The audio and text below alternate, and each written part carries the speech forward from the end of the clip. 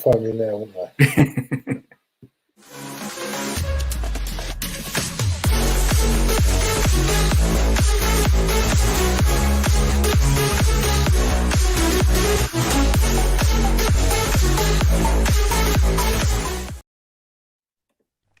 For Gooners everywhere, this is the ultimate football app for you. For match highlights, interviews and the best Arsenal videos and podcasts. Download the free Gunners app now from the App Store and Google Play. Hello, welcome, good afternoon. Is anybody there to help us get through this lockdown, so to speak, isolation, whatever you want to call it? Well, luckily for me, I found some friends that one is an Arsenal fan. I found myself a Sheffield United fan, and I found myself a Man City fan. And also, we've got James going to be joining us and jumping on once he can sort his technical issues out, who is an Everton fan. Please welcome Andy back, who was on the Pots preview, Sheffield United fan. Andy, how are you, mate?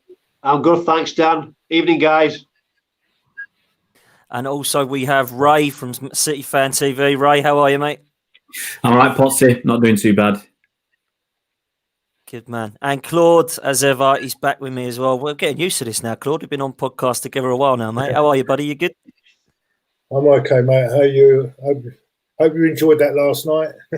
I did, mate. I loved it. If no one's seen it, go and watch Claude's new channel. I'll let you plug it at the end, Claude, because that was a brilliant show. And we had a bit of a 1 to 11 debate of all the eras of Arsenal to try and get the best ever Arsenal team. So Claude's got his new channel, which is called Claude Banksters. If you do go over and follow him, please make sure you give it a watch. It's a top quality show. You have myself, lead judges, Kenny, Ken, Claude and Terry all talking about the Arsenal and trying to put together a 1 to 11. So please go and give that a watch, follow it and keep it. I reckon we're probably going to be doing some more stuff from what I hear, Claude. Is that right?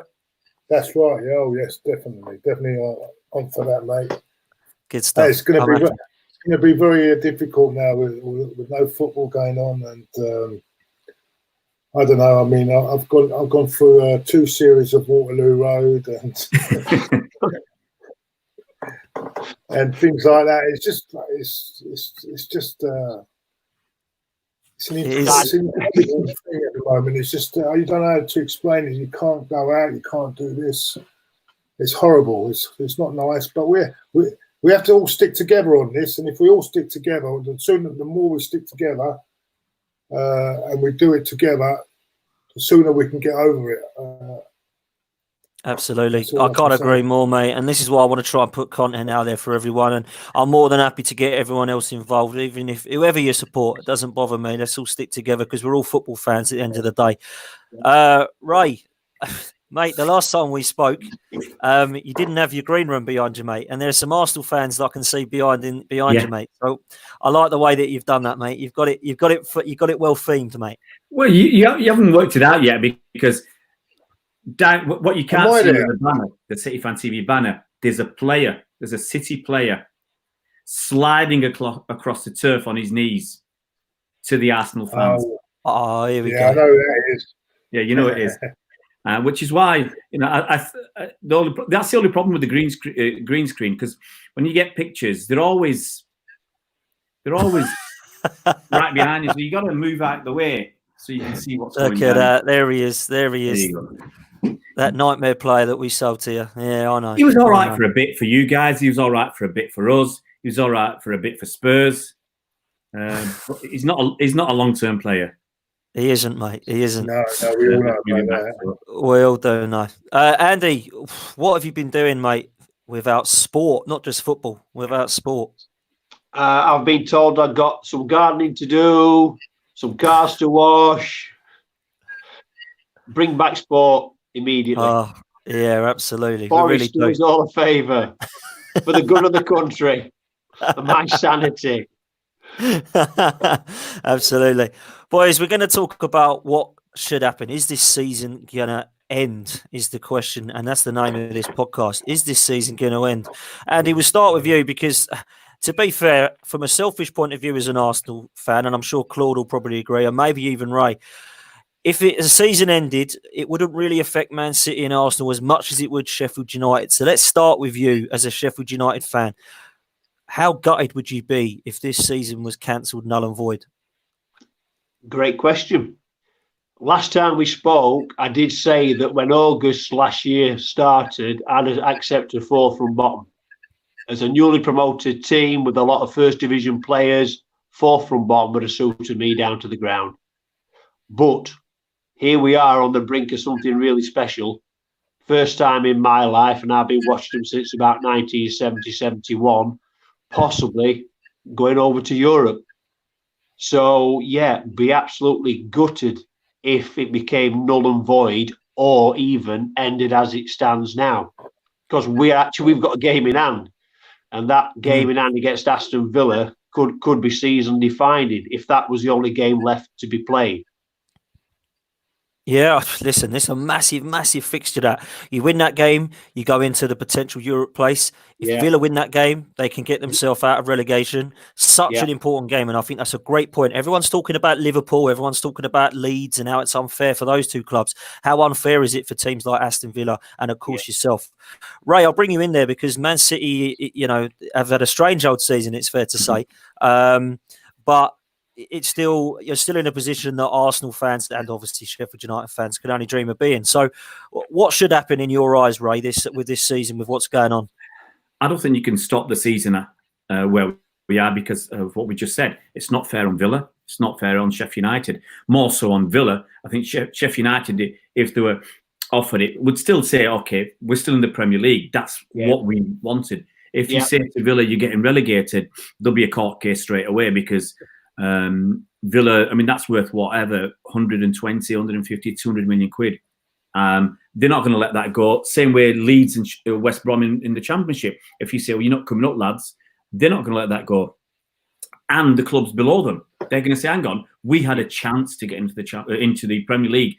It's not just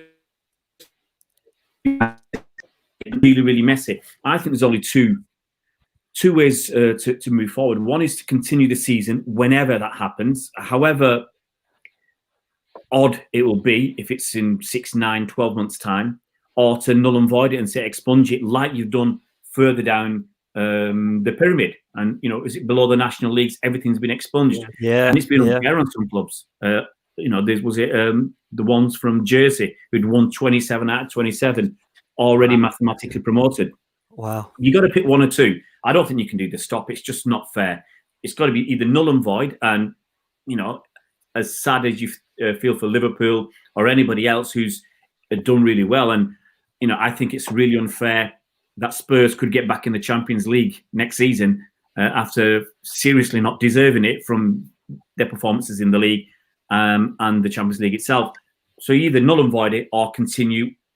I've always said continuing the season is the least unfair way to resolve the season or the problems that we're in.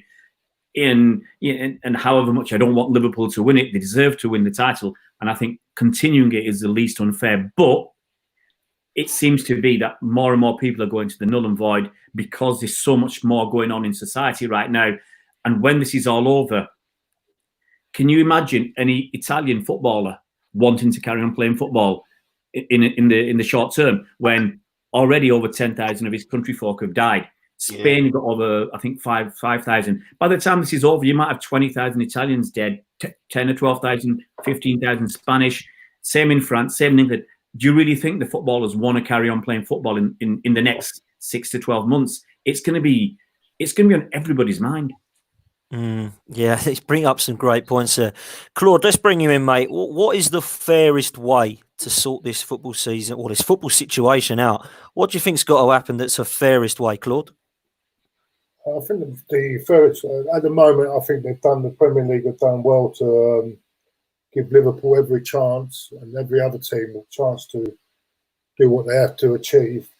And so go on to about July, I think. Is it July at the moment? Yeah. We're talking about. I don't know. There's no right way, is there? Whatever way you look at it, there's no right way of doing this, of solving this issue. Whatever way you look at it, someone's going to be upset. I don't know. I mean, what we could do? We could go as far as going up to October September, or September, October, and then next season scrap the FA Cup and the League Cup. So then we don't have so many games next season. I don't know. I don't know. Then you've got. Sorry, Claude. If you scrap the FA Cup and the League Cup, I don't think that's going to make a massive amount of difference to most teams. Most teams, especially in the Premier League, they'd be looking to get 3 or 4 games in those 2 competitions. So I don't think it's going to be that onerous. It's a league season of 38 games. That's it does. Right, it does because it free up states, doesn't it? It free up states, so you can play midweek as well. You can play Saturday. You can play the Premier League games on Saturday and midweek, so the season can be completed. That's what I'm trying to say. Yeah, it's just, those dates are freed up. I'm saying. Yeah. Well, if you cancel international fixtures, then I think you free up enough dates. You can actually squeeze the season. Yeah, that's another thing. But then, haven't we got a situation where we got World Cup qualifiers now because of the 2022 will be? I don't know. They're going to have to fit the World Cup qualifiers because in 2022, then we have the World Cup, isn't it? I mean, so you have to have qualifiers for the World Cup. Yeah, I agree. I think that could. I'm not so sure whether that could be done either, but I feel if you do that, I think it does free up those FA Cup weeks, like the 3rd round, 4th round, always used to be on the Saturdays, didn't they? So that's another 3 fixtures you can fit in them slots. You just 3 match days you can fit in them slots, yeah.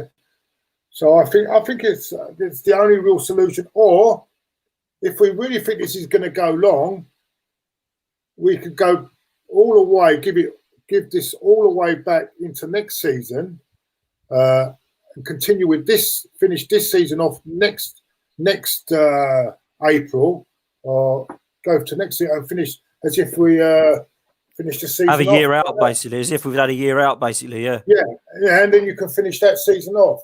But we must give Liverpool and all the other teams, not only just Liverpool, we must give them as much chance as possible to finish the league off. Because with all due respect, I know you're a Man City fan, but let's face it, they've for what they've put in this season, it would be cruel. It would be cruel to deny them that chance to finish the season off. I don't think they want to win it. They don't want to win it the way that you just stop the season and just go on positions. I don't think they want to win it that way because there's always going to be a feeling that we haven't won it properly. You know what I'm saying? So, as you say, there's no easy way of doing this because, as you say, there are lives that we've got to think about losses. And I don't know. There isn't a right way, is there? To be honest, is there? There ain't a right way. There's never going to be a right way through this. But for me, at the moment, we've got to give it every chance. If we don't solve it by October and it's still as bad, then what we don't scrap the actual league or the actual position. We wait till next April and we finish this season off. We finish it next season. Yeah, well, listen, I mean, Dave said scrap Champions League and Europa Leagues. Scrapping leagues. I don't know if that's the right way, scrapping leagues for next season. Andy, let's bring you in quick because...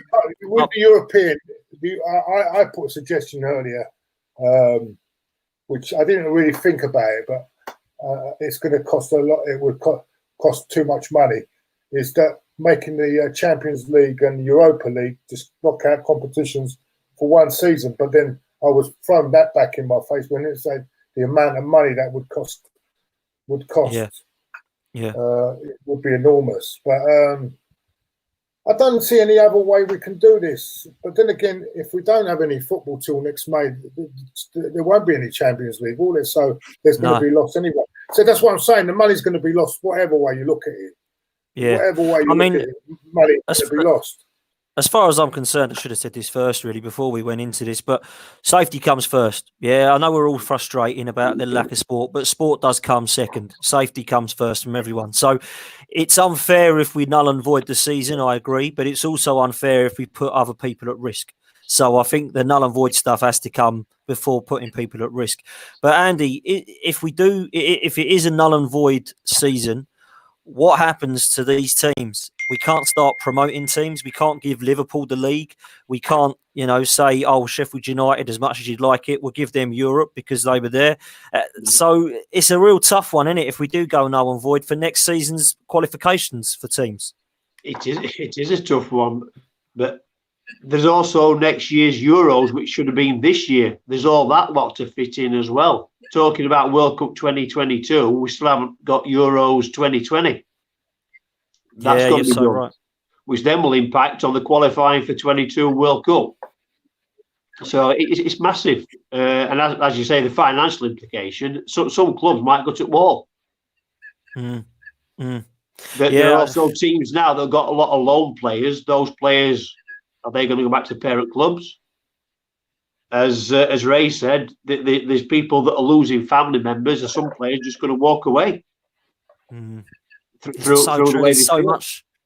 so much to this, isn't there? And it's all up in the air. God help whoever was going to sort this out. It's a massive problem. Yeah, I wouldn't want to be making that decision if I'm honest. But Ray, if I bring you in, I'll bring you in because Andy Fink has said that Man City could be the only side who wins a trophy this season the way it's going, and he may well be right. If it is null and void, Ray, what happens to the Champions League next season places? Do we go back to last season's spots where top four of last season? I've got a radical idea for that. It's just before I say that, it's all about money. It's a lot of these decisions that are going to be made are based upon money. Yeah. However distasteful, I think us will look at that, and the ordinary fan will look at that.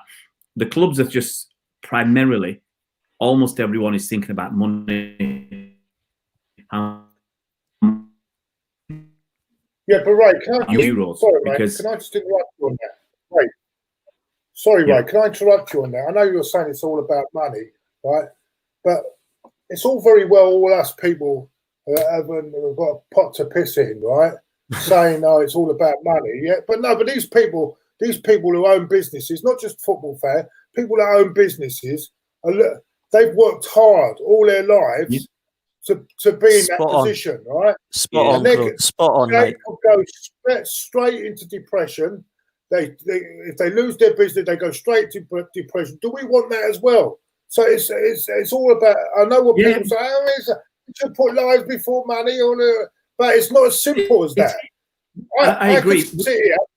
I could sit here with I could say that. Look at them all them greedy mugs. But them greedy mugs are giving people jobs. If it weren't for them people all worrying about money, who only worry about money, people wouldn't be working. They're giving people work. You know what I'm saying? I agree. I agree, Claude. One of my points was going to be that the clubs will be pushing for next season because of the money. The clubs, if they're not playing the games and they're not getting any insurance money, someone like, let's look at Spurs, for instance. I have no real idea how much money they're losing from a home game, but I suspect it's in the region of £5 or £6 million.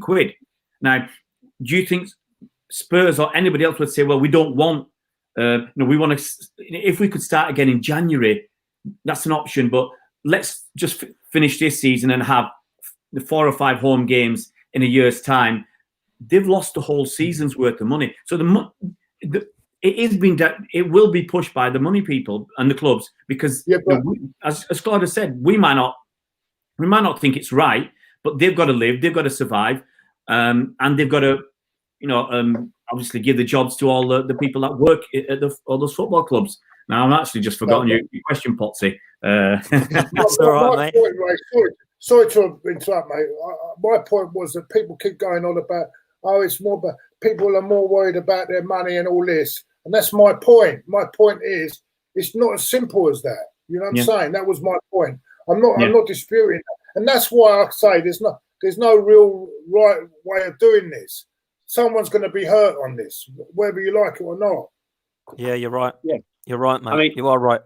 obviously the Premier League's awash with money, and clubs have a better chance of surviving. But you go below to the leagues below where we've been playing for many years, and they're going from week to week. They're going to the wall. Yeah, they'll go to the wall. Well, I'll tell you, the Shrewsbury Town chairman or the owner, he said, not playing the last 5 games is going to cost them about 250 grand. Yeah. And for some clubs, that is the be all and end all. They're not going to be able to continue. Was it Barnet were releasing players or told them they could go? I think Rochdale are fortunate that they've got 6 games. They'd lose about 250 grand as well. But they're fortunate because of things that have gone on in the last couple of years on the pitch and off the pitch. They've had, for instance, games, I think, against United. They've had games against, I think, Newcastle and Spurs. That's brought a lot of money in. Yeah. And, that's one of the arguments I put forward for not scrapping, under normal circumstances, not scrapping FA Cup replays, because for some of these clubs like Rochdale, it's a lifeline. It's a lifeline, yeah. Definitely. I do remember your question, Potsy. How do we make it fair for, should Spurs go into the Champions League next season, even though they don't deserve to from qualification purposes, or should it be Sheffield United?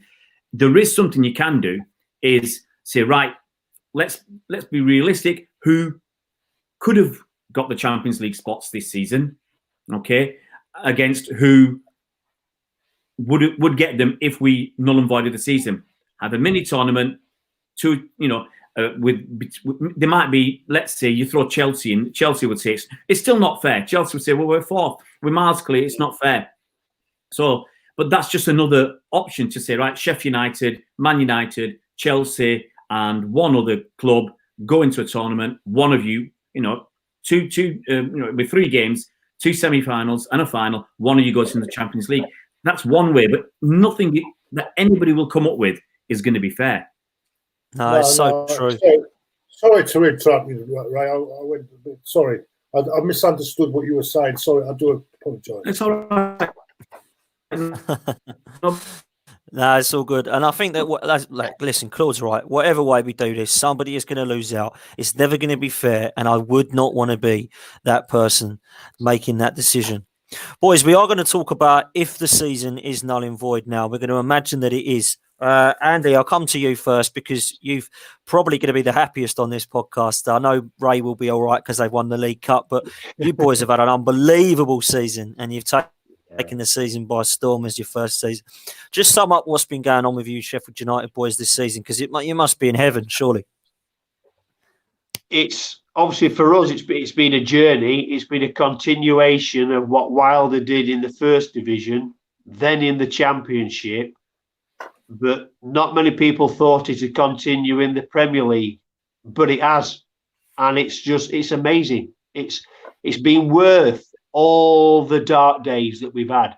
All of a sudden, because some teams, some of the bigger teams, and I'm talking to you guys now, you've had success after success after success, never been relegated out of the Premier League since it started. I know Man City has some dark days, but that's quite a way ago now. And for us, it's just a fantastic journey, and we don't want it to end. We really don't. It's the happiest time I've had following them since 1970-71, as I say. Yeah, we've been to Premier League under Warnock, under Bassett, but it wasn't the same. This is just something different. Even the pundits now are turning around and thinking, hey, these are for real. This is good football. When we went under Dave Bassett, we were hoofers. I mean, Arsenal used to sing, oof, oof. Because we were just kicking it from the back to the front, to the big lads up front. Nobody like Neil Warnock, other than the team that had him as a manager. But now people are saying, Chris Wilder, yeah, what a manager, what a guy. He says it how it is. And this overlapping centre-half thing, crikey, wow. And it's just great to watch. Week in, week out, loving it, absolutely loving it. I bet you are. I've got to ask you, Andy, and I'll get the boys' opinion in a minute about Sheffield United, because I think it's always interesting to hear from another point of view from other clubs. But Chris Wilder, best Sheffield United manager you've ever had? Or is that too far? No, you can't deny him that now. What he's done, and what he will hopefully be allowed to continue to do. He's right. Not Warnock. No. Warnock had a good go at it, but he let himself down. I think in the Premier League, he wasn't quite up to it. Yeah, fair enough. Claude, we'll come to you. I know it sounds silly because we're Arsenal fans and defending has been poor for us for I don't know how long now. Isn't it refreshing to see Chris Wilder's Sheffield United side come up and defend the way they have as a unit? Yeah, well, it's good organisation. Something Arteta's trying to bring into our team at the moment, but it's going to take a while, isn't it? He hasn't got the players that he wants, but it just shows you that you don't have to be household names to perform in an organised manner and get the job done. And he's the man for me after Klopp. Excuse me. After Klopp, he's the manager of the season for me. Wilder, 100%. Terrific. 100%. I've got to bring a couple of these in, Andy, because Trev from Guns and Yellow Ribbons has said that Sheffield United wouldn't have won the FA Cup because we would have knocked them out last week. Well,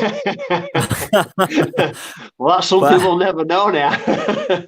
There we go. We won't know that now. Andy, I suppose third time lucky, eh? Absolutely. Andy says, "What do you think of Seaman's save in that FA Cup semi-final?" I brought that up on Claude's show last night. That was the best save I've ever seen.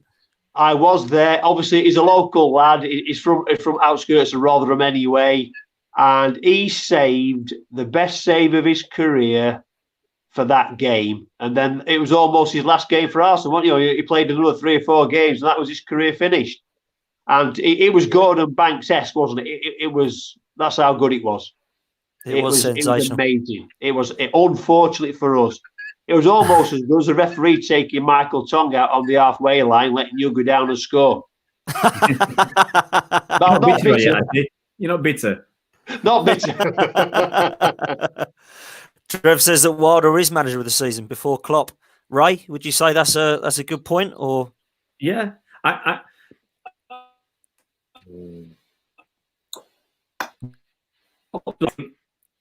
the improvements over last season from Liverpool is much smaller than the improvement that you've seen in Sheffield United. I think for me it's a bigger achievement, especially if they're knocking on the door for the Champions League positions. It's a far bigger achievement for a new club, a newly promoted team to get that high in the first season. Liverpool got 97 points last season. Don't forget that. I mean, that's higher than anybody else ever, apart from Man City. And we've only done it twice, and you can see. Got to throw that in there at the end. Yeah, we've got to get right. But we've dropped down. Hey, look, they're not invincible. Just remember that. Yeah, we'll bring that up. That Watford game was great because you knew after that Watford game, there's a couple of Scousers up in a lockup on Merseyside burning their invincible shirts that they were going to sell at the end of the season. That made it worthwhile.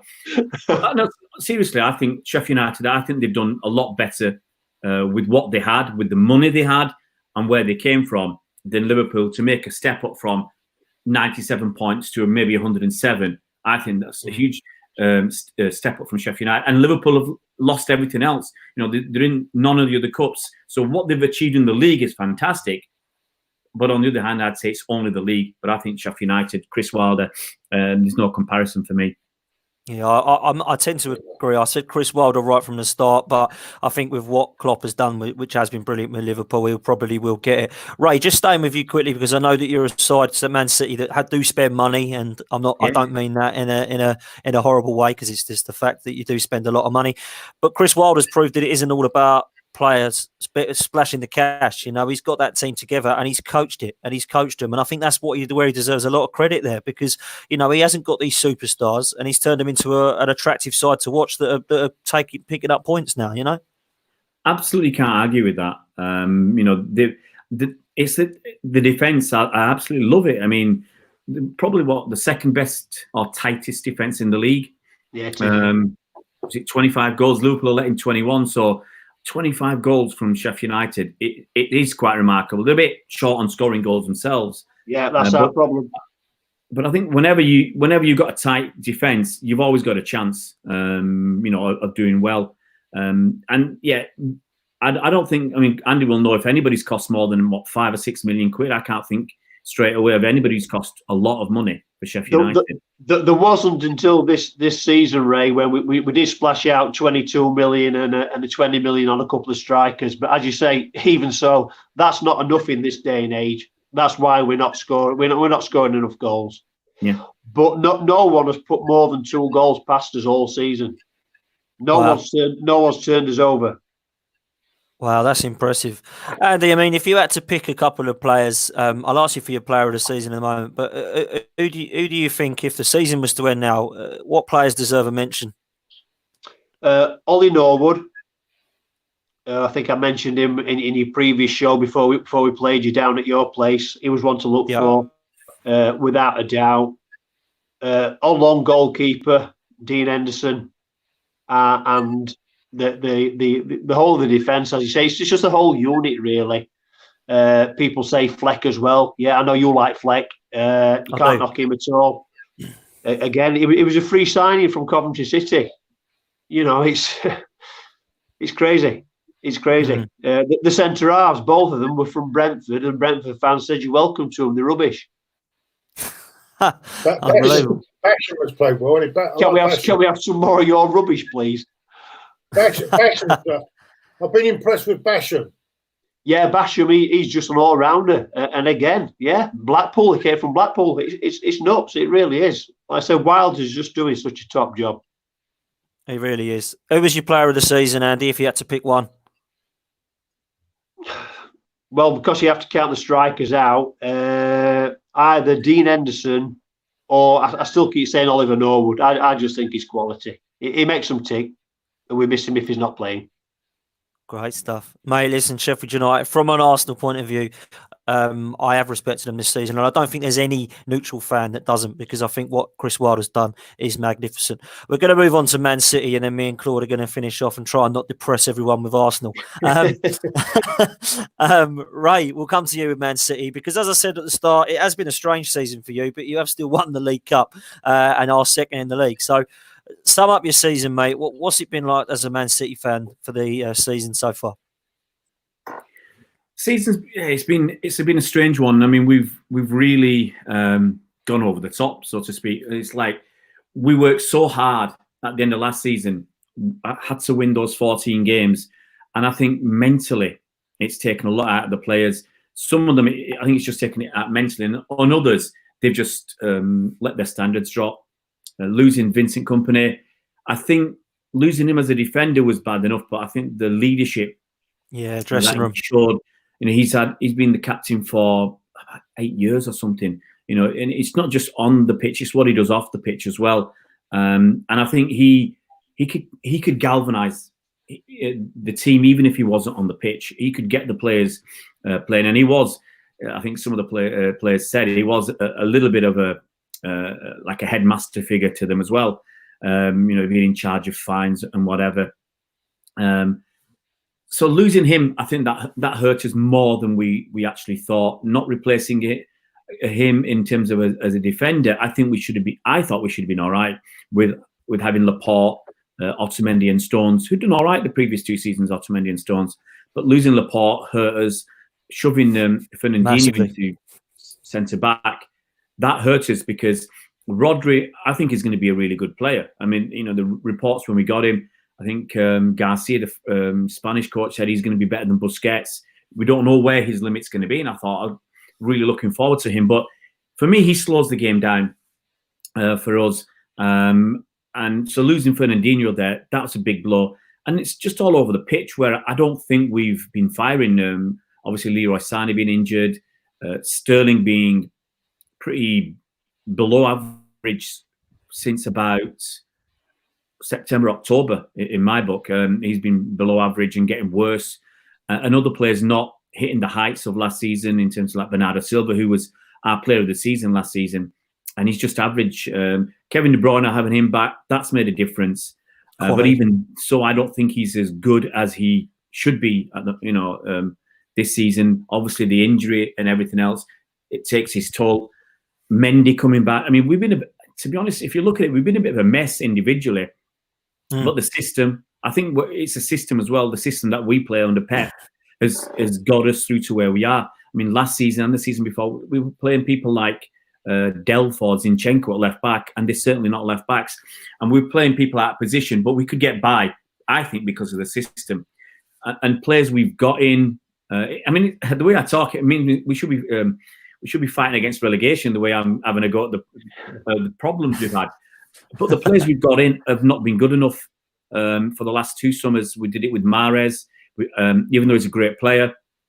We did it with Cancelo, Angelino. We did it for the money for Angelino, and Rodri as well. We've not got players who've just walked in there and walked into the first team and pushed somebody aside and made our team better. It's like Ferguson would do when at United. You know, he'd get rid of players where you think, hang on, these guys are at the peak. He might have had a fight with them or whatever, but he also brought 1 or 2 players in who would just walk in and push somebody else out, and then it's up to that person pushed out to take on the challenge to get themselves back in there. So, but having said all that, we're still second. We won the league cup.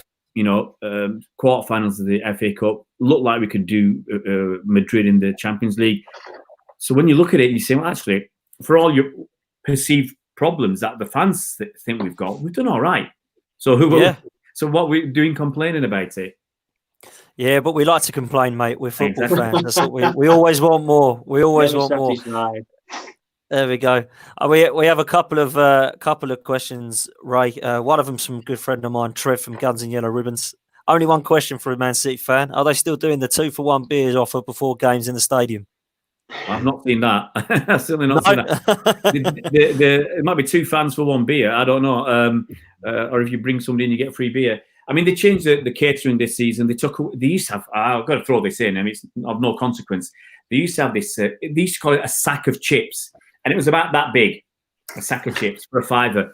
And I tell you what, 2 people between them, filling the face, couldn't eat that. They took that away. That's the biggest downside to the what they've done to the food and catering this season. But I don't know. I'm not a drinker, so I don't know about the beer situation. Oh, there you go. And the only other one, Ray, was from Paul Brown. It's a good question, really. If City's Champions League ban isn't overturned, would Arsenal fans really want that extra place when, in my opinion, we don't deserve it based on the last few seasons? Personally, I'd rather us earn it rather than get it through the back door. Just the thought. Claude, I'll bring you in with that one. If it is going to get to that, well, both of you really, because it's kind of linked with Man City and Arsenal. If it does get overturned and the Arsenal have got that, so is it really deserved that we go into the Champions League, Claude? No, not really. Because to be honest with you, I'd rather win it. I'd rather get there on merit. If I'm being honest with you, I don't think this is going to happen anyway. I think Man City have got some of the best lawyers that even could get Stevie Wonder a driving license. I mean, so I don't think that's going to happen somehow. So I don't think it will happen, to be honest with you. But I would rather. I mean, of course I'm going to take it. Of course I'm going to take it, but it don't feel right for me to get through like that. But I think all fans are the same. You want to do it off your own merits, but if it's offered to you, you take it. Of course you take it. Of course. Yeah. Right. What do you? It wouldn't feel right. It wouldn't feel right though. That's all I'm saying. Ray, what do you think will happen? Because I'm the one with Claude. I don't think it will happen. I think it'll be overturned. But do you think you're going to be in Europe when the season starts for next season, or do you think you're going to be banned? It's really tough, especially with obviously what's happening now. That CAS, the Court of Arbitration for Sport, they can't have any face-to-face meetings. They can still do, obviously video conferencing. But once again, you're going to get to that stage where in Europe, over 20,000 people have died already in Europe. And even the lawyers and the other people involved with CAS, do they really want to get involved? And I think it's going to be delayed. I think whatever happens, it's going to be delayed because it's not going to be resolved. I've got to throw in here, I think it was a little bit distasteful, to put it mildly, for 8 clubs to write to CAS to say, do not stay the decision. Don't let City play next year's Champions League whilst you're coming to a decision. I thought that was wrong. The only good guys that came out of that was Sheffield United because they didn't sign up to that. I thought that was really out of order, especially with what's going on.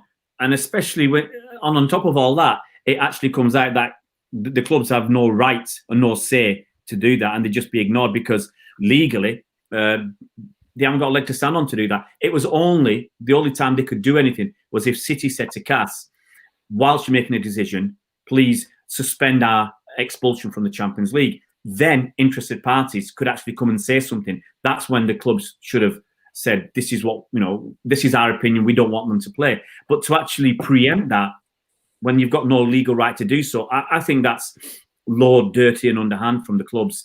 And I said it at the time, Sheffield United, I started following Sheffield United on Twitter because they were the only club that didn't go down that route.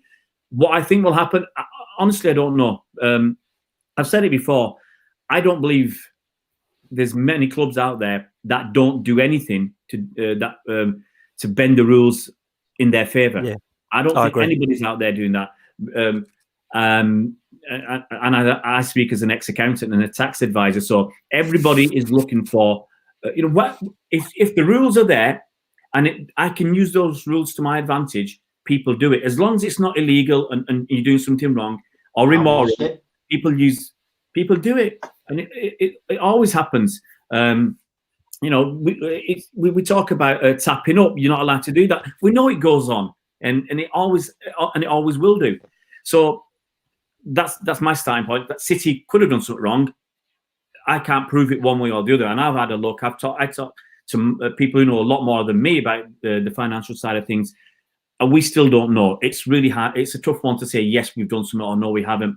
I think it'll some of it will at least get thrown out on technicalities. That's what CAS will do. They'll either throw out the full 2 years or cut it down to 1 year. One thing I think UEFA have done by coming up with this decision, and they might be happy for it to go to CAS and actually for it to be totally overturned, because then they can turn around to all the, let's say, the elite clubs, the self-acclaimed or proclaimed elite clubs, and say, we did our best. There's nothing else we could do. We did whatever we could within our legal means to ban it. Now, so, hey guys, we hold our hands up, we did our best. I think there's some people in UEFA who want that outcome. Some others will want the 1 year, some will want the 2 years. That might be people like David Gill and whoever. People at Bayern Munich, and in Spain, I really don't know. I mean, I don't think you can exclude City whilst it's still under appeal. I think that's wrong, because, and I don't look at the reputational damage. If City were excluded for the Champions League, and then they won their appeal, but they've already been excluded, and we're 3 months into the next season, surely City can go and sue UEFA. And it'll be in the it'll be all well over 100 million, just in terms of gate receipts, in terms of TV money, in terms of everything. City will just say, well, UEFA, we want 200 million quid. Now, I don't think, despite how rich UEFA are, I don't think they could cough up 200 million quid on the back of losing potentially the Champions League this season, the Euros this season. The Euros is their biggest earner, even more than the Champions League. There's a big spike in their income every 4 years when we have the Euros. That's another reason they've got the Nations League. It's another way for them to make money and to spend money. I think their admin expenses last season were 289 million quid. So if City sue them and get 200 million quid off them, there'd be no more first class flights. They'll be getting taking taxis and stuff, and be walking, taking the bus, taking the tube, and everything else. It's going to roll around with money as well. I don't think UEFA can afford to lose this, or for City to go to an external court or sue them or whatever. I don't think they can go down that route, and I think City will push them down that route if they have to. You make some great points there, Ray. You really do, and it's going to be interesting to see what happens. All I will say on it to kind of sum that up really is, I think it's going to take some time, and time is what they seem to have now. So we shall find out what happens, I think, start to understand what's going to happen before the season kicks again. Some players, Ray, for the season for Man City that you want to mention before your player of the season, mate, and then obviously give us your player of the season so far. I think the players who have done good. Laporte, when he's been there, he's not played many games. We look at a different team with him. Yeah, you do. You do. I, off the top of my head, I don't think we lost a game when Laporte played. When he came back after injury, I think we did 4 games without letting a goal in, which was unheard of for City. We didn't score many, but we weren't letting them in. We managed, obviously, to win those games. So he's done well. Mahrez, I think he's done pretty well as well. I think he's been unfortunate not to play more games. I don't know what, he's been alternating with Bernardo Silva, who's, I think City fans feel he's better in the midfield, and leaving Mahrez out wide.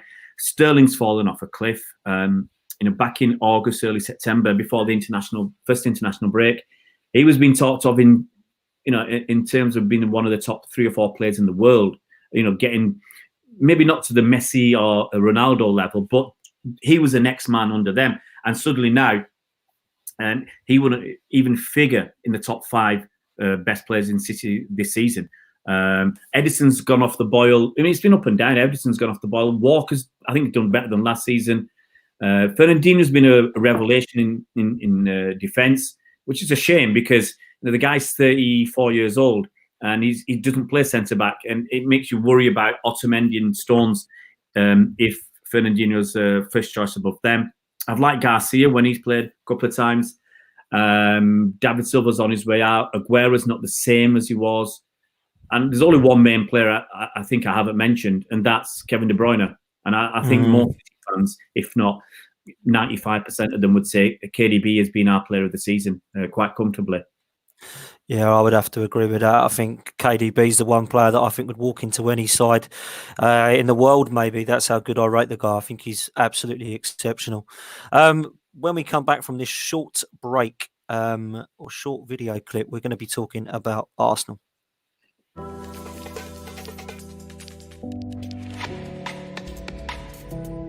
West Cork Beard Company make beard oil and beard balm for a strong, healthy, great-looking beard. Handmade from all natural ingredients in Clonakilty, West Cork.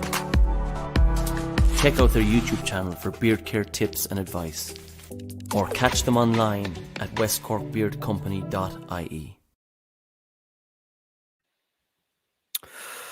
Please check out the link in the description for our video clip there. West Cork Beard Oil Company, Colin, who we promote that for. Claude, let's go on to Arsenal. It's been quite nice, actually, not talking about Arsenal and talking about how rubbish Xhaka and Mustafi and all these other players are. But we are going to bring it up quickly, mate. It's been a strange season. Unai Emery had to go. Freddie Ljungberg took us over for a few games. You should have gone. Should have gone after the Europa League after final. Baku. But no,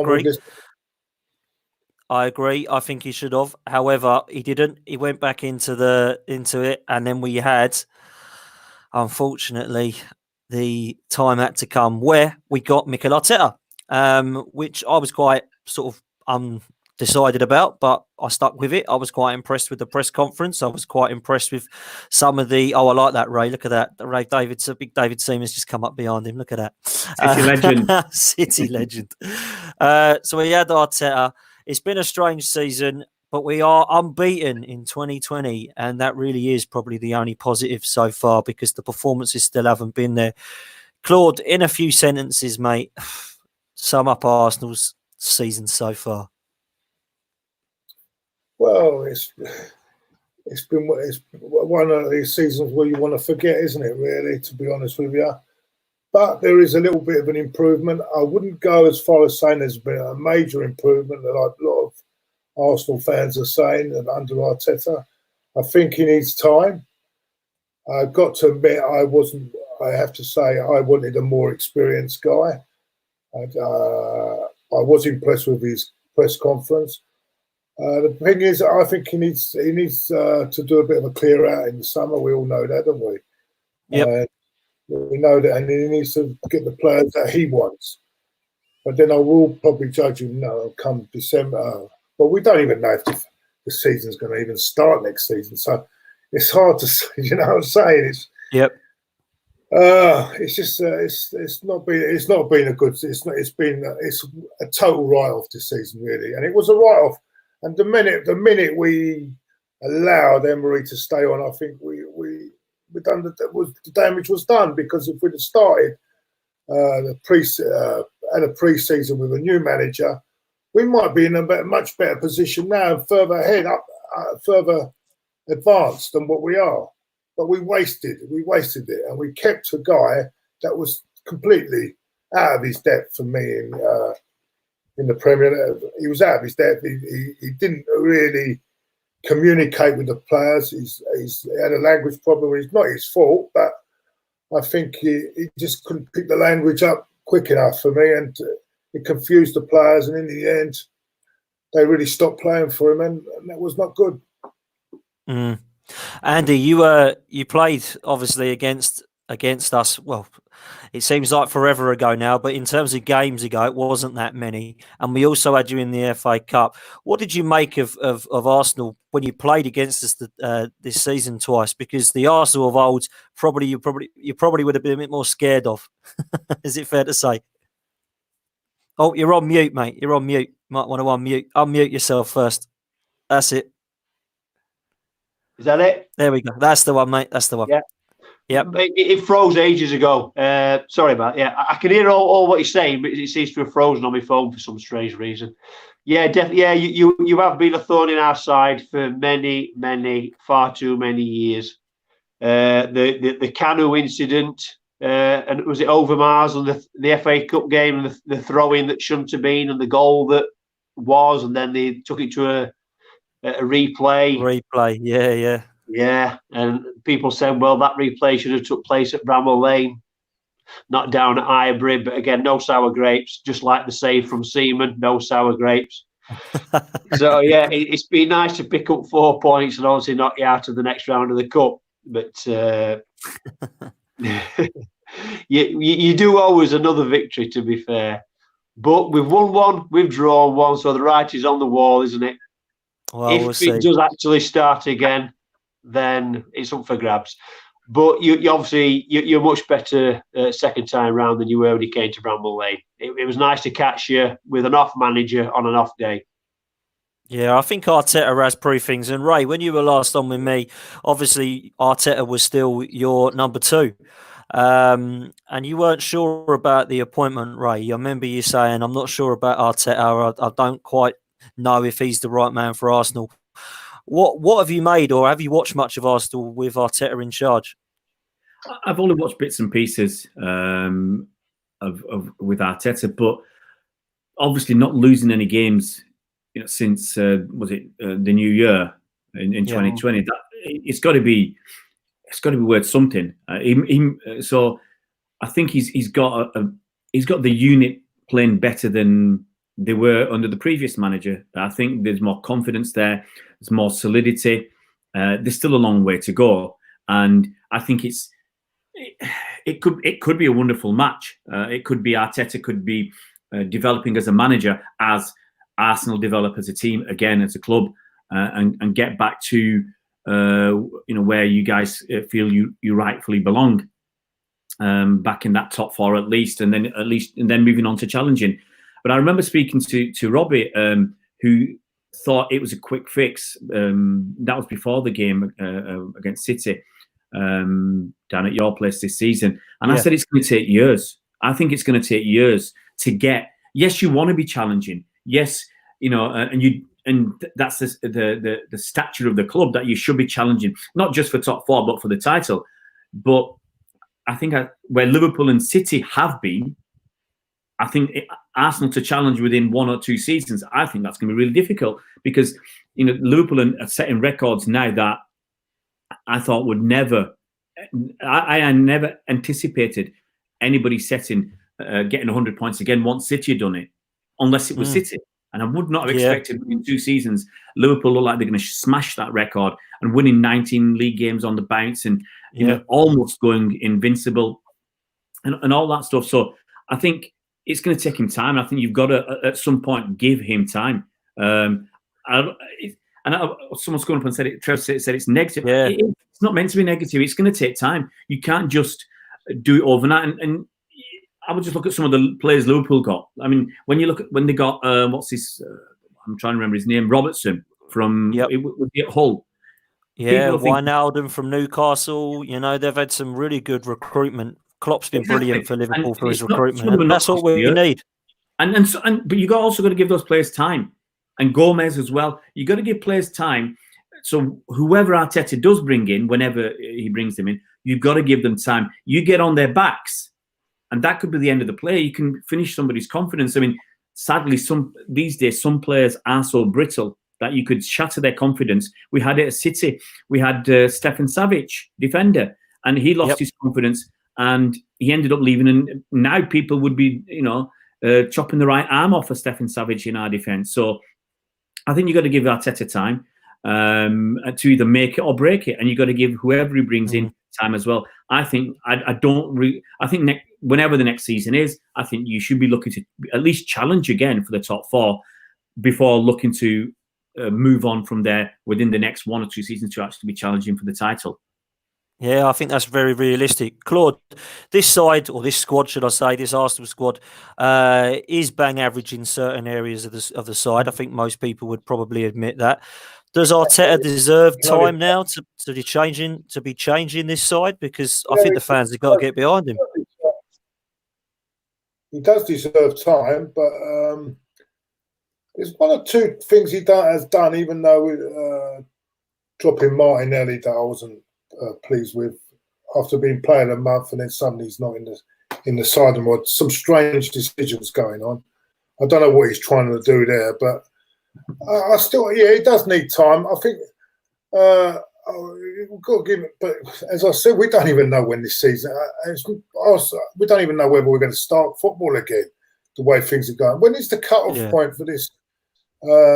This coronavirus. When is it? When's the cut? Well, we're taking every day as it goes, mate, aren't we? And we're just trying to do a podcast to imagine that everything's back to normal now, and that's what we got to try and do, is stay positive with it, Claude. But if we are back to normal and everything else, it's still this time next year. I want to see a bit more progress. I'm not expecting miracles, but we see progress. And this is where I didn't see with Emery. I saw it going down. Everyone said we should have given him time. But as long as you see progress, and I think if we see real progress come this time next year, that's if everything starts on time and everything, I think then you've got to give him more time to get the job done. I think it's going to be very difficult for him, but because it's getting rid of the players, so there's a lot of players on high wages, that one particular one. Yeah, it says here that Klopp needed 5 years. So Klopp needed 5 years. He says it's true.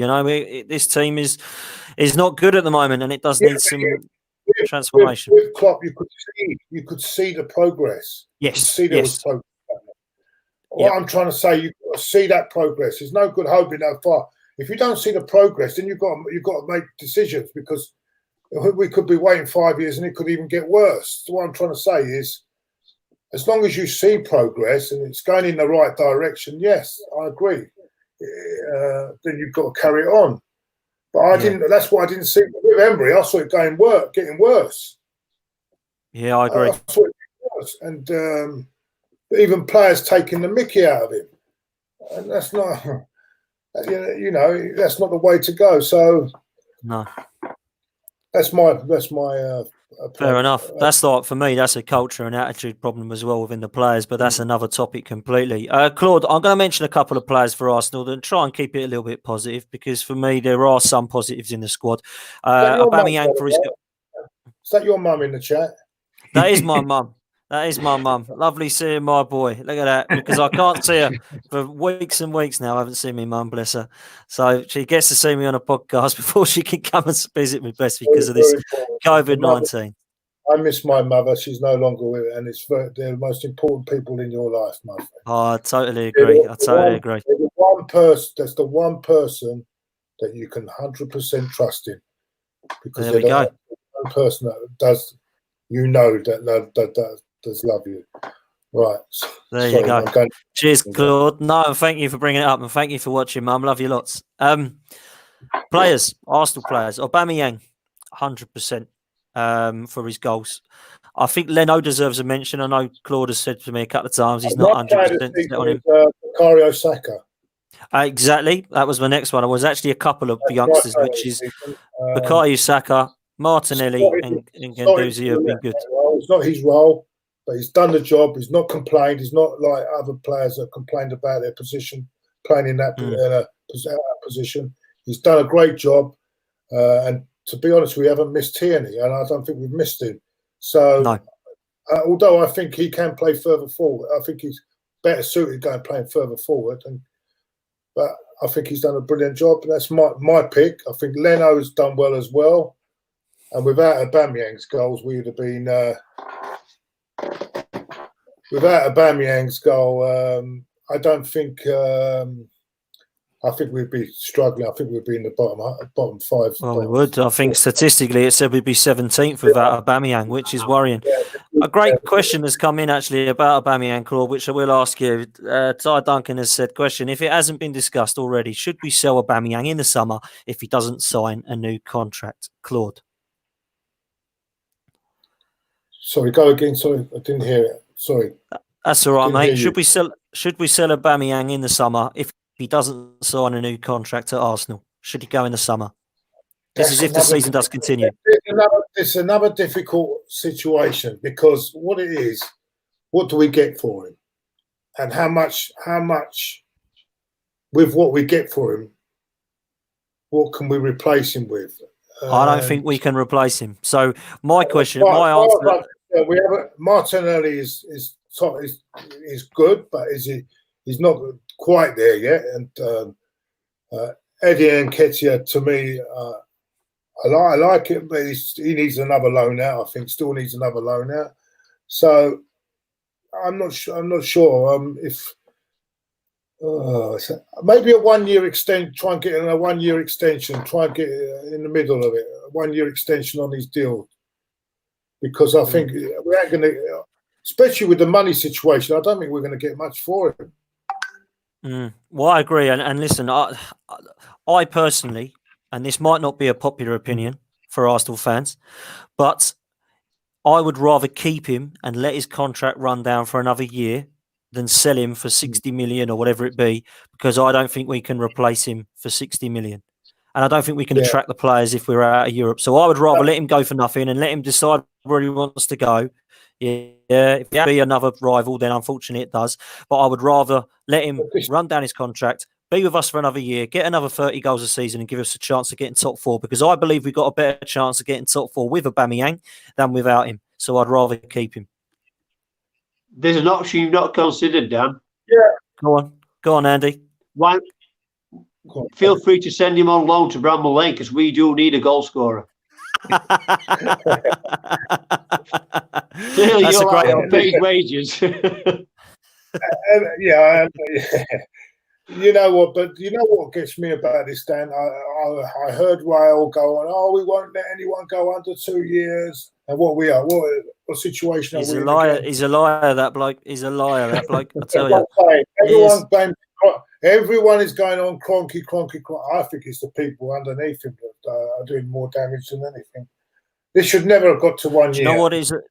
And do you know what else is a problem? Do you know what else is a problem, Claude? Which isn't Stan Kroenke, that everyone says is recruitment. Recruitment has been so poor.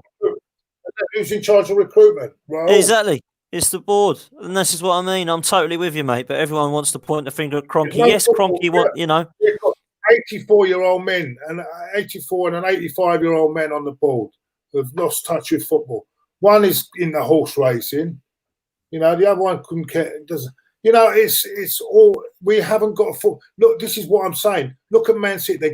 I think they still got Brian Marwood on there. Am I right, Ray? Are they still got him on the board? We've got Marwood still there. He was an Arsenal man. Yep. He's now at Man City on their board. I don't know. You know. Well, David O'Leary wanted to come on board and was told he's not allowed, apparently. No, exactly. They don't know because he's. I don't get it. This is what I mean, Claude. This is the problem. We need football men on the board because they know what they're doing. At least, I don't know. I'm with you, mate. I'm with you, but that is again another podcast, and we've done it in many podcasts. To be fair, boys, this last bit's a little bit of a laugh. Sorry, Claude, you said your player of the season was Saka. Was that right? My Arsenal player, you mean? Yeah. Bukayo Saka, yeah, for me, yeah. Saka. Okay, this will be interesting then. So what I've done is I've put together a team of this season's form only, 1 to 11.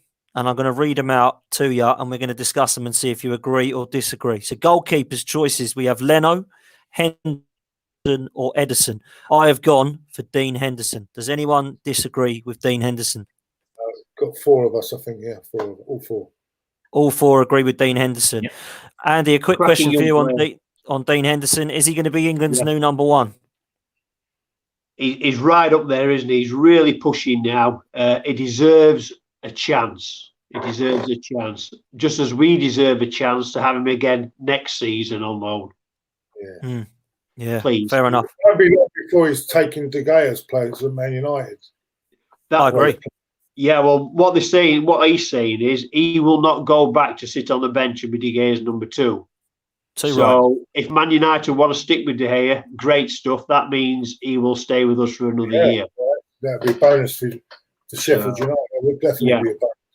So for me, if and when the season does start again, if De Gea has a good end to the season, then they may wish to extend him and keep him there next year. In which case, we get to keep Henderson, so then we're both happy. I tell you what, he showed a lot of character because he made a major mistake against Liverpool, didn't he? He did. Yeah, he did. Sometimes some keepers wouldn't have recovered from that. And no, all due respect, he did the same last season as well, and he got called out for it, and he came back then and kept about 7 clean sheets on the bounce. So he's a very confident guy. Well, that can ruin your confidence, and he's managed to sort himself out, and so I think that's a great point, Claude. Across the back 4, I've gone for a back 4, and I've gone for Sheffield United players again. Andy, you're going to love me, mate. I've gone for Baldock at right back, Stevens at left back, and I've gone for Egan and Lundstrom. But I don't know if I've missed any defenders out there that you think would be better, or if Claude or Ray disagree with any of those players. We'll start with you, Andy, because well, you'd have to have Jack O'Connell. Not Lundstrom. Lundstrom's more of a midfielder. Yeah, I thought so. Yeah, it's just that he's had such a good season. I thought. Yeah, he has. Again, I mean, we spoke before, and literally when we were in the Championship, he couldn't get in the side, and he went off to First Division on loan, and then he came in pre-season, showed Wilder that he's still up there and should be considered. Started the first game and never looked back, and he's been an absolutely fantastic player for us. But no, I wouldn't put him in that 11. Okay, so you'd have Egan and O'Connell alongside each other there, would you? Yes, yeah, definitely, yeah. They've been together a couple of years now. Yeah. Ray, is there any Man City players he'd put in? The only good ones who have been this season have been Fernandinho at centre back. He's been our number 1. Yeah, he's hardly put a foot wrong. He kept us in many games. So I think he needs to be in the debate. I wouldn't say if he's better than the Sheffield United guys. I think Walker's done all right as well this season. Yeah. I've liked Walker this season. I think he upped his game once Cancelo arrived because he was worried about his position. And so I think Walker's done all right as well this season. But I'm not going to argue with the Sheffield United back 4 who've let in 25 goals. Well, I put that back 4 and keeper in just because I thought the amount of clean sheets they've had, it'd be harsh not to put Sheffield United players in. Claude, you're not going to put any Arsenal players in there, are you, at the back? I'm going to be cheeky and put Bukayo Saka left back. Well, we'll keep that interesting because I have put Saka in, but I've not put him at left back. So there's a clue. All right. So we'll come back to that, Claude, 100%. But that's where he's played better, isn't he? That's where his best position has been. Well, it has been, but because Stevens has been so good for Sheffield United throughout the season, and Saka's only been good for a couple of months, I've actually put Saka left wing because I think he's been that good. So we'll come back to that in a minute. So in the midfield, I have gone with Kevin De Bruyne, and I've gone with John Fleck at Sheffield United. I can't put Xhaka, Guendouzi, Torreira, any of those in, Ceballos. And Man City, if you were going to say Fernandinho, I probably would have put an argument for him. But because he's been playing centre-back, I didn't put him in at defensive midfield. And I think Rodri's a hell of a talent, but I'm not sure that he's quite been the signing that Man City wanted. So does anyone disagree with John Fleck and Kevin De Bruyne? Are we playing 4-2-4 here? We're going with 4-2, 4-4-2-2-2. Yeah, that's where I'm going. Further forward, further up. I've put Saka on the left, and then on the right, and then on the right-hand side, which might be debatable, I did have Richarlison because James was supposed to join us, but he hasn't. So now I've put Mahrez just for the pure fact that I think he's had a good season for City and hasn't really played enough, in my opinion, and should have done more. So there, me four. I'll go along with that if you're going to put him in there. Yeah, if that's the position you want to put him in. Yeah, I'd go along with that. Yeah.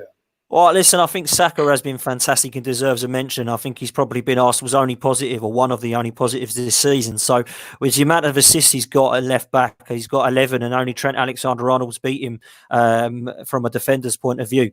Obviously, De Bruyne's right up there as well. But I think De Bruyne and Fleck definitely deserve to be in there if we're talking Sheffield United and City. And then for wingers, I've got to go with Mahrez and Saka. Up front, I've gone with Aguero and Aubameyang. Is there any others that deserve it? No. I think Musa''s been good and McBurney, but no, I can't go with him. Yeah? Are you doing a 4-2-3-1? So I've gone for a 4-4-2, I suppose, really. Or the two strikers you just mentioned. Yeah. Oh, sorry. Yeah, I know I'm going. I get you where you're going. Sorry, mate. Sorry. But if you wanted 4-2-3-1. No. But that's why I was getting confused. Sorry, now I understand what you're doing. That's why I was a bit confused with the De Bruyne one. That's why I thought you was using a 4-2-3-1. That's all right. What was the strikers? Sorry, I've gone for Aguero and Aubameyang, but it's up for debate. There's no one else who's scored many goals. Listen, exactly. That's why they've gone straight in. I can't think of another, unless we go for a 4-3-3 and you wanted to put another striker in there, but I can't think of another striker. I just think them two have been consistent for goals, and I don't think that Musa or McBurney or McGoldrick get the nod. So for me, it has to be no. So it has to be them. Our strikers won't get into a team of the day. No. Is there any other Sheffield United fans that deserve a place that I've missed out? I know you love Ollie Norwood, so. Yeah, I love Ollie Norwood, but then someone mentioned Chris Basham earlier, and he hadn't put a foot wrong all season. But I don't think any of ours would push out any of the ones that you just mentioned. So I wouldn't put them in ahead of the team that you've selected. I think you've done a pretty good choice there. Isn't it funny that we're all looking at Sheffield United players to get in as opposed to Man City and Arsenal players? That's how bad the season's been for us. Ray, is there any other changes you'd make to that 11? I can't argue about that. The two best City players have been Mahrez and De Bruyne. They're in the side. Defence has not been good enough, so I can't argue with that. I think we'll agree on the manager of this team, won't we? It's got to be... it's got to be Wilder, isn't it? Yeah, it's got to be Wilder. Has to be Wilder. Claude, we've got Saka and Aubameyang in there. Is there any other Arsenal players that deserve to get in that side? I don't think there is. No. I mean, the only other player that's played, I think, up to a good standard this year for me is Leno, but I wouldn't put him in front of Henderson this season. I think that's a good point. Yeah, I think that's a good shout. I still put Henderson in front of him though on this season's form. I would 100%. I don't think there's any players that I can put in there from an Arsenal point of view. I think Leno does deserve a mention, as Claude says. I think he has been good. Yeah, a couple of errors, one against Chelsea, and he obviously made one. Although he did cost us the Europa League. He did cost us the Europa League. But saying that, he made a couple of outstanding saves in that game. So, exactly. Yeah. He kept us in it, and he kept us in other games as well. Actually, I think it's wrong to blame him for that, to be honest with you. Well, Xhaka was mucking around with it, wasn't he? You know, Granit Xhaka was mucking around with it, passing it back. Mark has put one thing here. Ozil, Dan. No, Mark. No. In a word, no. He's winding me up because he knows I don't like Mesut Ozil. Boys, we're going to go with Chris Wilder as the manager. We're going to go with Dean Henderson in goal. We're going with Baldock, O'Connell and Egan and Stevens along the back line. Kevin De Bruyne and John Fleck as the two in midfield. We're going with Mahrez on the right Saka on the left with Aubameyang and Aguero. If that team was to compete in this league, where would it come, Andy? Top 3. Well, it would have definitely enough defensive stability and enough goal scorers in it, wouldn't it? Claude, Exactly. would you go and any further? De Bruyne in midfield as well. Correct. What a team. It's a cracking. It's like a dream team. Look, you say that because he's very well organised, and he's defensively wild as well, and he's got the power up front as well to go in that. I think they could challenge. They could challenge. Really? So actually challenge. Right. Because you've got that defensive stability, and you've got the power up front for the goals, and you've got quite a good. And the midfield is not bad either, is it? So no, it's good. What more do you want? Strikers. Honestly, we do need strikers. But then I think which team doesn't? But this team we're talking about now that we've put together. I mean, I'm just saying. Sorry, I think it's fantastic. Way he sets up his back, and with on the play you've got Aguero and Aubameyang. You're laughing, aren't you? Yeah. I think we'll finish second. I think just going on what Liverpool have done this season is incredible. They probably put a better challenge than what any of the other teams this season have put. Jesus Christ, it's been talk about a one-team show. It's been like Scotland this year, isn't it? It's been like pub league. It's a pub league this season, isn't it? It really is. Yes, Liverpool, the Celtic of old this season. I mean, it really has been. I wonder if you believe me. I think it would have been a perfect time to play you. You had thrown the towel in. I watched you like Man United. It looked like you've thrown the towel in. They have. I was worried about playing at Arsenal because they weren't bothered. I mean, they'd said it a few times. Some of the players, they've lost their intensity. Their only focus was the Champions League. You could see that. I was going to say that's why. Yeah, that's why they threw it away, because they wanted the Champions League. They wanted it. The perfect time to play you. I thought it was the perfect time to play Man City. Yeah, you could see it. I was on a show and I actually predicted that we would win. Because that's how confident I was. Well, I wouldn't go that far, Claude. I mean, we were not very good, but I wouldn't go that far. No, because it's not that. I think you're, as you say, all you're worried about is the Champions League, and it's very difficult once you've lost that. When you is to get the intensity up. You didn't have no intensity against Man United. Watch the game. There was no intensity in your play. Yeah, and that boils down that you've just given up on the league. United wanted it a bit more. It's like get a bit large all round there. But no, the thing is, before we played, I think it was the game against the couple of games that we played before the Real Madrid game. City were focused on Real Madrid, and I think Pepe basically said so. They'd spend 1 or 2 days on the next, just before the next game. I think there was the Leicester game. I think there was an FA Cup game as well. But the rest of the time, it was focused on Real Madrid. And so that they started that nearly 2 weeks before the game. They were focusing, watching, getting the players set up and everything else. So you could tell that's all they were interested in. League, and it really annoyed a lot of City fans that we chucked in the derby. I bet it did, yeah.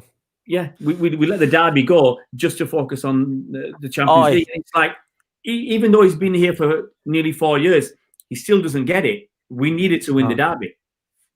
I wasn't as optimistic as Claude. I actually thought we would lose, but I know what he means. He wasn't alone there. A lot of Arsenal fans were actually quietly confident they might sneak something against City, just because it looked like you're just done with the league and you wanted to be all eggs in the basket of the Champions League. Boys, I've got a couple of questions before we finish off. One for you each. I'll go round first of all. Andy, if you could sign one player from an Arsenal team or a Manchester City team for Sheffield United now, who would it be? Well, you've already put the Arsenal player up front in your dream team. You'd go for Aubameyang, would you? Yeah, without a doubt. Yeah, because we need the goals. Ahead of Aguero, City, well, from City, it's that double barrel name, that player with a double barrel name. They call him Aguero De Bruyne. You want one of each leg. Yeah. You'd have to be greedy at both of them, I'm afraid.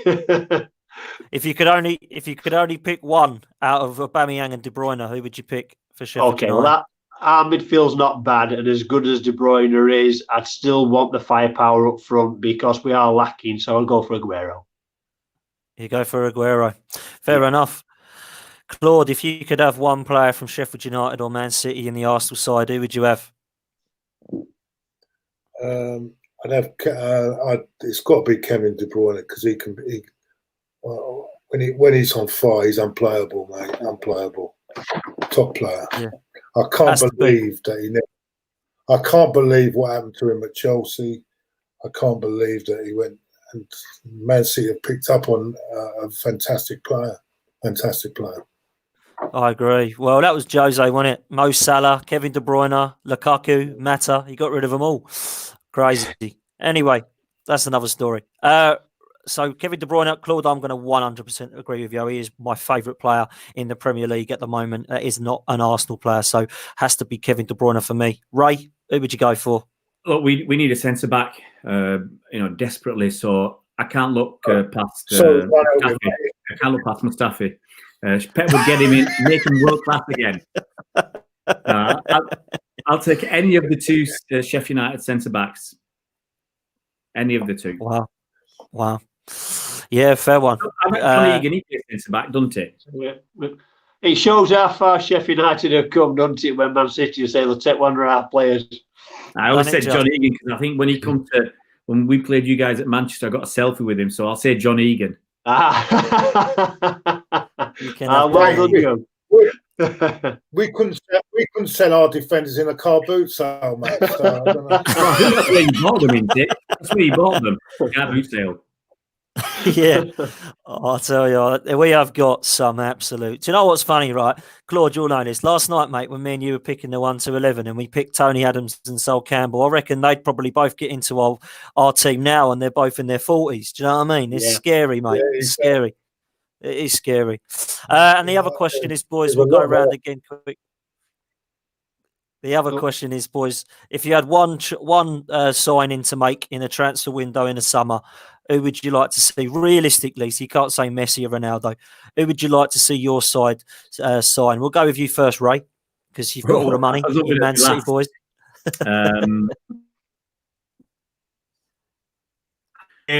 I want a defender, so I'll go for Koulibaly, the guy from Napoli. Koulibaly. Yep, Koulibaly from Napoli. Andy, who would you go for? Sheffield United, realistically. Yeah, well, our realistically is only about 25 million. So, but if we got a few for that, if you want, if we got a few more quid, and you might not like this, but I'd like to see Gareth Bale. Say again, Andy. I know you Arsenal fans won't like this one, but Gareth Bale. Gareth Bale. Wow. Could you afford his wages? Well, you said optimistically. Okay, then. Now, we've got such a good team with such a good ethic that if we brought in a superstar, it probably would rock the boat. So the only one really is to bring in Dean Henderson as our player, not on loan. That would be the signing for me. Great shout. That's a really, really good signing, in my opinion. And I think that's a realistic one as well, because De Gea looks like he is going to remain as number one. So I think Dean Henderson would be a fantastic shout. Claude, coming to you, mate. Who would you like Arsenal to sign in the summer? Ndidi from Leicester. You think we could get him? How much? Oh, I don't know how much it's going to cost, but we might get him. It won't be that expensive, will it? What do you reckon? I don't know. I reckon he'd be about 35, 40 million, I reckon. Maybe more. If we pay 35 for bloody Xhaka, we can pay 35 for him, can't we? Well, I think you're right there, mate. I think you're right. But it depends if he wants to leave Leicester or if Leicester want to let him go, I suppose. But I think he'd be a good signing. I really do. Yeah. I think he looks like a great little player. I think if I was to have anybody, I would probably go with... It's between two. Do I go for a centre-back or a defensive midfielder? I think I'll probably go for a defensive midfielder like Claude, but I'm going to go for Thomas Partey from Atletico Madrid. He's got a release clause of 35 to 40 million pounds. He's a beast of a midfielder that we've not had since Patrick Vieira, and I think that he'd sort out our balance in midfield, and I think that he'd improve us defensively as well. So I'd go for Thomas Partey. It was between him and Upamecano. Say again, mate. Atletico Madrid. That's the one, mate. Madrid player. Yeah, it was that. He played quite well in the two legs, didn't he? Yeah, he played quite well. Yeah. You've been doing your own work, Dan. You even know what his buyout clause is. Sorry, Dan. Are you actually going? Because this can be dangerous sometimes. Are you actually going on what you've seen in 2 games? Because I only seen him in 2 games, so I can't. I don't watch a lot of Spanish football. It's enough watching English. No, so I watch Champions League and I watch La Liga. And for me, because a lot of people, they watch what they do. They watch 2 games of a player and they think, "Oh yeah, I'll have him," but it's not always as simple as that. So well, listen. Oh, Ray, that's brilliant. By the way, that is hilarious in the background there. But I must say, that's why, Claude, a lot of people laughed at me when I said this, but that's why I said maybe we don't have to look too far from the Premier League, because there's still a lot of Premier League players there that I think would get into Arsenal's side. Wolves have got a few with Neves and Jimenez. You look at Cody. I think players like Nathan Ake at Bournemouth, players like, what's his name at Watford, Decore. You know, these players would be good for Arsenal. Also, in that position, it doesn't have to be a household name. It's a player that just does the simple things. Exactly. And suits Arteta's style, you know. That's what's got to happen. Yeah. It hasn't got to be always a spectacular £100 million player that can do that job. Look at Liverpool with Henderson and Milner. They're not spectacular, but they do a job. They're steady. Absolutely. Milner, when he comes, do jobs. You know what I'm saying? Yeah. It was bizarre because there's 3 players I'd really like Arsenal to sign. Thomas Partey's one of them. Upamecano's the other at centre half because I think he looks rock solid at Leipzig, and Jack Grealish for Aston Villa I think would suit Arsenal's style perfectly. And in midfield, it would just be a breath of fresh air in compared to that E.T. Gollum 350k a week bloke that we're playing to walk around a football pitch. So for me, leave Messi alone. Oh dear, this bloke, I can't have him anymore. I bet Man City would flourish at Man City, Ozil. I bet he would be, because he's got more intelligence around him. I think. He'd have to play with De Bruyne. I think. Hey, why not? His finger. He could actually. I mean, he'd take the position of David Silva, I reckon. You know, and I think he. You know, as long as he put the effort in, you can have him. You can have him, Ray. You can have him. Are you going to drive him down? No. I'm going for flex. I'm going for flex. More intelligent players around him. I think he's a better player. I just think he don't help himself as well. But all I'm saying is sometimes he's the sort of player that needs top players around him. When he was at Real Madrid, he was outstanding. So what's happened? Well, he's come to Arsenal, because do you know when he played with Santi Cazorla, they were really doing well. They were absolutely outstanding. Remember, Cazorla got that injury. We were really playing well at the time. I remember, and then Cazorla got that injury. Everything fell apart, didn't it? I just can't stand Mesut Ozil's attitude. He waltzes around the pitch on ridiculous wages. He's on the same wages as De Bruyne, and they're different in class. Absolute different in class, in my opinion. I'd have De Bruyne all day long, but that's another story. Boys, we have run out of time. It's been a pleasure. Andy, thank you so much for coming. I'm doing this because I know Diesel's in the chat, so I'm doing it to wind him up. So I don't. Yeah, thanks again, Dan. Nice talking to you guys. So stay safe. Good afternoon. Cheers, Andy. Top man. I'm sorry. Go on, Claude. I'm going on in an hour and a half. It's an important channel, an important thing I'm doing tonight. It's a mental health. Yeah, go on, Claude. You plug away. Go on. At this present time,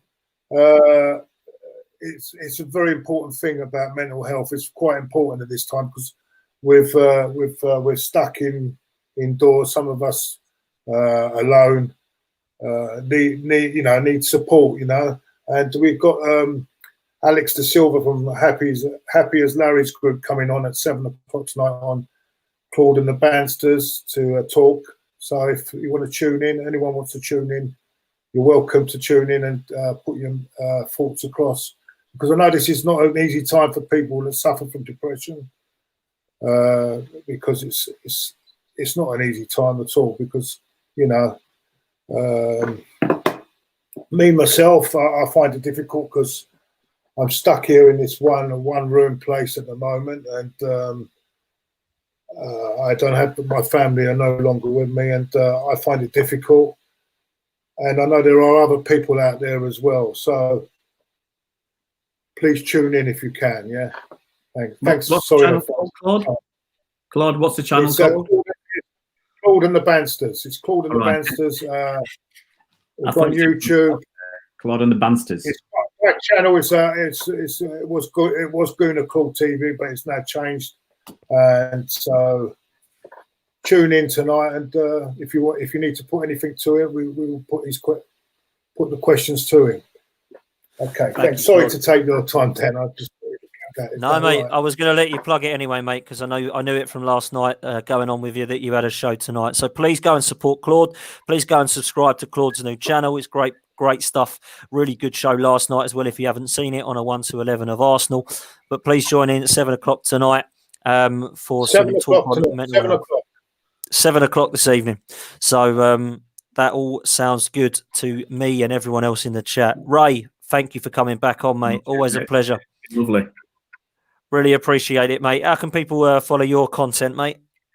City Fan TV on YouTube, and I'll be doing something tonight, probably similar time to Claude, but might delay it till 8 o'clock so I can tune into Claude as well.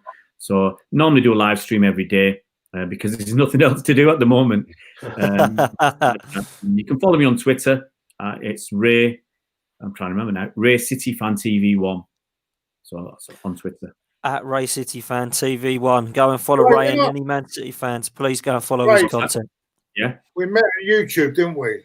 Yeah, met you a few times. I thought you left. I thought you left the channel, let's not go there. It was a different channel. It was a different channel, Claude. But was it a different channel then? Sorry, mate. Sorry. Yeah, I walked away. I walked away with what little integrity I still had intact. There were a few. Okay. Fair enough. So I set up my own. I said, I just set up on my own, and no one can do anything wrong in my name now. So which is good. There we go, boys. Thank you very much. You have some. You have some fans already, Claude. You've got Alison who's going to join you tonight, apparently, to join in. And Andy says, "Is it 7 o'clock?" It is 7 o'clock, Andy. So please make sure you go and join Claude at 7 o'clock, both of you. Thanks very much, boys. It's been a pleasure. I'm sure we will hook up again. And please, everyone, thank you so much for joining us in the chat. Please keep safe and please ensure that you are talking to everyone. This is the first time I've met you. Nice to meet you, mate. And don't forget to wash your hands. Wash your hands, people. I bet no one's told you that before, have they? Mate, I'll do it every 20 minutes now since this black thing come out. Take care, guys. Bye. Thank you very much. Take care. Up the Arsenal, by the way. Up the Arsenal. Cheers, mate. Thanks, mate. Thanks, guys. Thanks.